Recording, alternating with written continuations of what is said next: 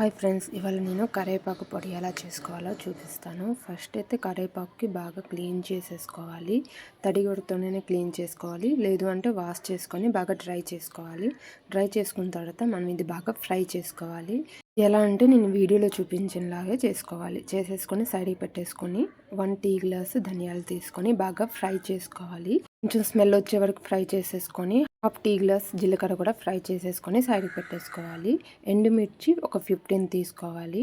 Salt టేస్ట్కి తగ్గట్టు తీసుకొని బాగా ఫ్రై చేసుకొని ఇది చల్లగా చేసుకొని సైడ్కి పెట్టేసుకోవాలి. ఫస్ట్ మనం కర్రీ లీవ్స్ బాగా ఫ్రై చేసుకున్నాం కదా, అది ఒక మిక్సీ జార్లో వేసేసుకోవాలి.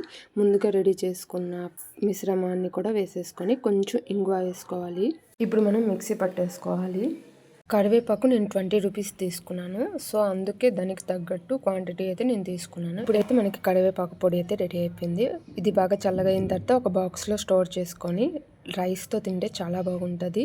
ఇడ్లీతో కూడా చాలా బాగుంటుంది. డెఫినెట్గా ట్రై చేసి కామెంట్ చేయడం మర్చిపోవద్దు.